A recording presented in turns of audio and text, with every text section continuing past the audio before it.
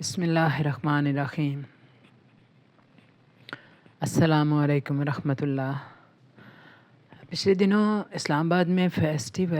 سیرت فیسٹیول کے نام سے ایک تقریب منعقد ہوئی، جس میں برطانیہ اور امریکہ سے علماء کو بلایا گیا، دانشوروں کو بلایا گیا، بڑے بڑے مشہور اسکالرس کو بلایا گیا۔ تو پاکستان سے بھی کئی جو دین سے گہری واقفیت رکھنے والے لوگ ہیں ان کو مدعو کیا گیا، اور اس کے علاوہ بشپ آف لاہور جو ہیں ان کامران، ان کو بھی اس کانفرنس میں بلایا گیا۔ کچھ اور بھی مسیحی مذہب سے تعلق رکھنے والے جو لوگ ہیں وہ اس کانفرنس میں شریک ہوئے، اور یوں یہ جو کانفرنس ہے یہ 2 روزہ کانفرنس تھی، اور پہلے روز اس میں سیرت کانفرنس ہوئی، جو کہ ایک نوجوانوں اور بزرگ علماء کے درمیان یہ ایک مکالمے کی شکل اختیار کر گئی، بین المذاہب مکالمے کی شکل اختیار کر گئی، اور اس سے بڑے اچھے جو ہے نا ڈسکشنز ہوئیں، اور بڑے اچھی طرح کے سوال جواب ہوئے، اور یہ بڑی ایک کریٹیو سی چیز بن گئی۔ پھر دوسرے روز اس کی جو ہے ایک دستاویزی فلم کا بندوبست کیا گیا، نبی پاک صلی اللہ علیہ وسلم کی سیرت کی مبارکہ کے حوالے سے ایک دستاویزی فلم دکھائی گئی، اور یوتھ کنونشن میں دکھائی گئی۔ وہ جو تقریب تھی دوسرے دن کی، اس کا نام ہی رکھا گیا تھا یوتھ کنونشن، اور اس میں نوجوانوں کی ایک بڑی تعداد نے شرکت کی۔ اس کے علاوہ اس کا جو فیسٹیول تھا سیرت فیسٹیول، اس میں نبی پاک صلی اللہ علیہ وسلم کی سیرت کے حوالے سے کتابیں رکھی گئی تھیں بڑے بڑے علماء کی، اور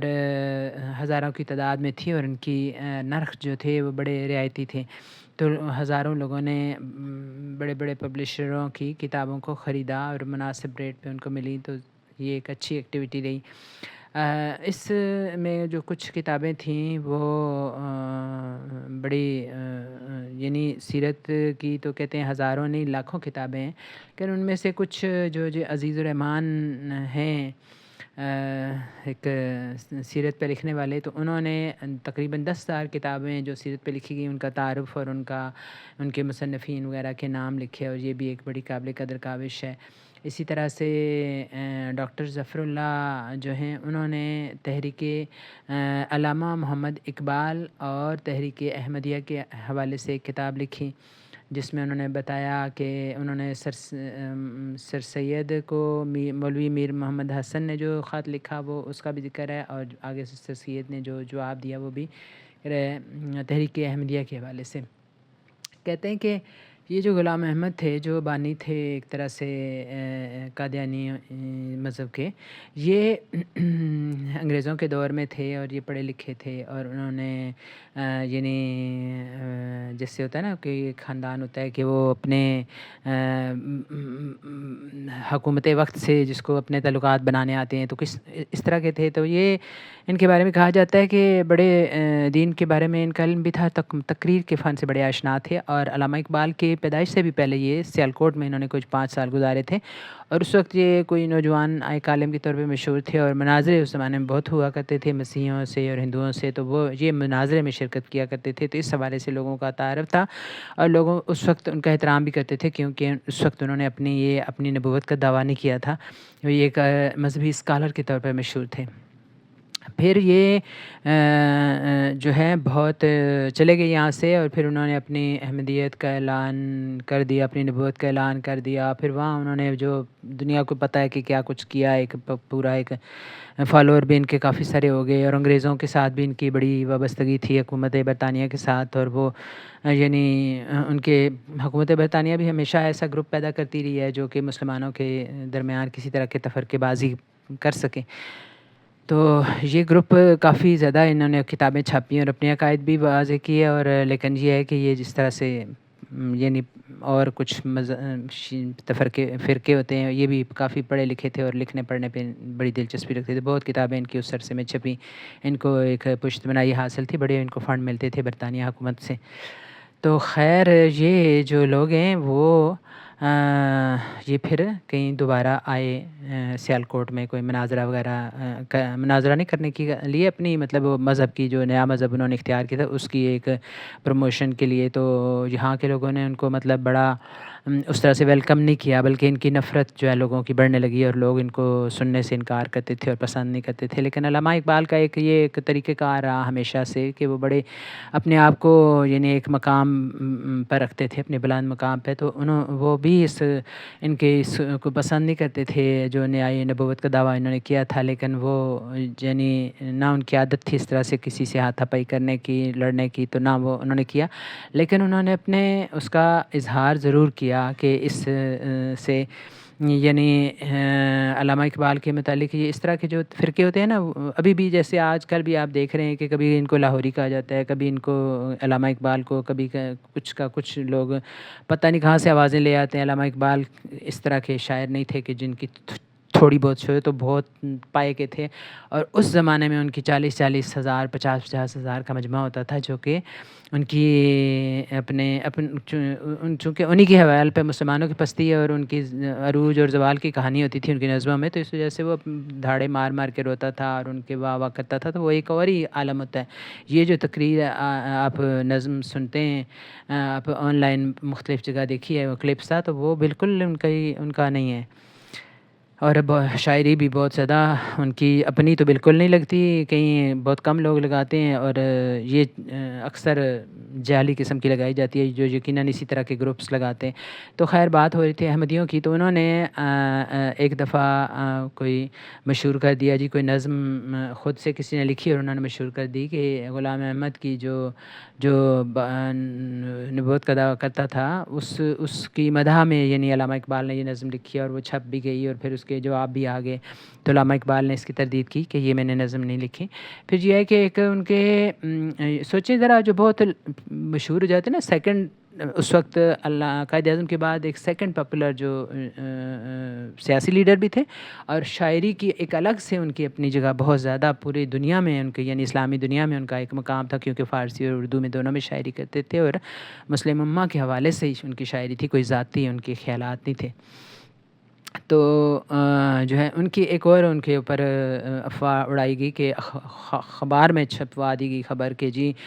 کوئی قادیانی مذہب کے تھے کوئی صاحب، تو ان کی نواسی سے ان کے نکاح کی خبر جو ہے وہ اخبار میں آ گئی. تو ظاہر ہے کہ پھر ان کے دوست اور جو خیر خواہ تھے انہوں نے پوچھا جی کہ یہ کیا خبر ہے اور کیوں ہے. تو علامہ اقبال کو پھر اس کی تردید چھپوانی پڑی، انہوں نے بھی جوابی اخبار میں ان کی تردید چھپوائی. وہ کوئی نام اب میرے ذہن میں نہیں آ رہا اخبار کا. تو بہرحال یہ ہے کہ اس طرح کے بڑے بڑے جو شخصیات ہوتی ہیں ان کے بارے میں افواہیں بھی آتی رہتی ہیں اور ہم اس کو نہیں کر سکتے. پھر یہ ہے کہ انہوں نے خود کہا جی کہ میں جو ہوں، میں نے تو ان کو کافر نہیں کہا، لیکن یہ جو ہے نا نبی پاک صلی اللہ علیہ وسلم کی جگہ نبی پاک صلی اللہ علیہ وسلم کے مقابلے میں یعنی جو کوئی ایک نبی ہونے کا دعویٰ کرتے ہیں اور پھر اس سے جو انکار کرے اس کو کافر بھی کہتے ہیں. یہ قادیانیوں کے حوالے سے انہوں نے کہا. تو انہوں نے پھر بعد میں یہ بھی بتایا کہ میں نے ان کو کبھی کافر نہیں کہا، کیونکہ یہ وجہ مطلب ہم آج کچھ بھی کہہ سکتے ہیں. اب ان کا تو متفقہ یعنی بھٹو کے دور میں قادیانیوں کا فیصلہ ہو چکا، جو متفقہ تمام جو ہمارے علماء و دانشور جتنے تھے مسلمان پاکستان کے، انہوں نے سگنیچر کے ساتھ اس سے ایک قرارداد پاس کی اور یہ بل منظور ہوا کہ یہ قادیانی جو ہیں وہ دائر اسلام سے خارج ہیں. تو اس وقت تو اس طرح کی یعنی کوئی وہ طے نہیں ہوئی تھی بات، تو لوگ اپنے اپنے طور سے اس فرقے کو دیکھ رہے تھے اور بالکل نیا یہ اس وقت آیا تھا انگریزوں کے دور کے ساتھ ہی، یعنی یہ کچھ شروع ہوا تھا. سوچیں علامہ اقبال کی پیدائش کے بھی بعد یہ کہیں کوئی 10-12 سال پیدائش سے پہلے، بلکہ یعنی اس عرصے کی بات ہے. ایگزیکٹ کچھ اب فیصلہ ہمیں نہیں کر پا رہی کہ یہ، لیکن علامہ اقبال کی پیدائش کے عرصے میں یہ فرقہ ایک طریقے سے کہنا چاہیے وجود میں آیا ہے، کوئی 5 سال بعد یا 5 سال پہلے. تو علامہ اقبال نے یہ کہا کہ یہ لوگ کافر کہہ دیتے ہیں لیکن میں نے ان کو کبھی کافر نہیں کہا. اور پھر انہوں نے یہ ہے کہ وہاں مولوی جو ان کے استاد تھے مولوی میر حسن، انہوں نے یعنی اس وقت علامہ اقبال بھی ادھر ہی تھے سیالکوٹ میں، تو مولوی میر حسن نے سر سید احمد خان سے، جن کو اس وقت کے لوگ ظاہر اپنا رہنما سمجھتے تھے علم و دانش کے لحاظ سے، انہوں نے سر سید احمد خان کو خط لکھا اور ان کے بارے میں پوچھا کہ یہ کیا فرقہ ہے اور ان کی کیا ہیں سرگرمیاں، ان کی کیا حقیقت ہے۔ تو سر سید احمد خان نے بتایا کہ یہ جو کہتے ہیں کہ یہ یعنی غلام احمد جو ہیں یہ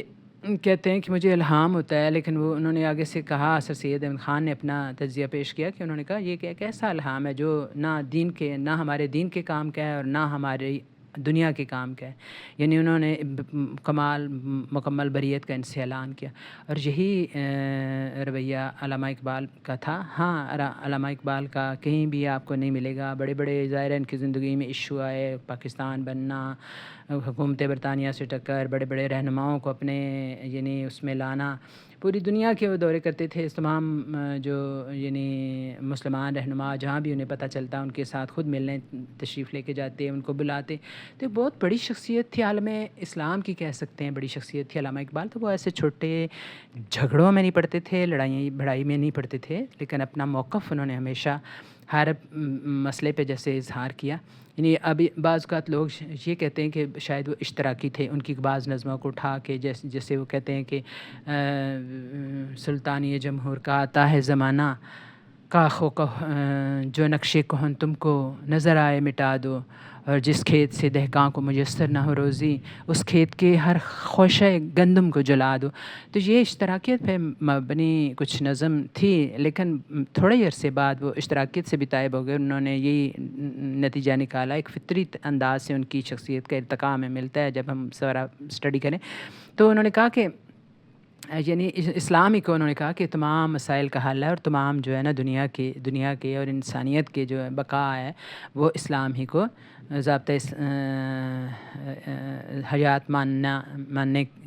ماننے سے ہی ہماری یعنی بقا ہوگی، ہمارا سروائیول ہوگا، اور ہماری زندگیوں میں مسائل ختم ہوں گے اور ہم نشو و نما پائیں گے، ترقی پائیں گے۔ تو یوں پھر اس کتاب میں یہ جو تحریک احمدیت اور علامہ اقبال، علامہ محمد اقبال اور احمدیت نامی کتاب ہے ڈاکٹر ظفر اللہ کی،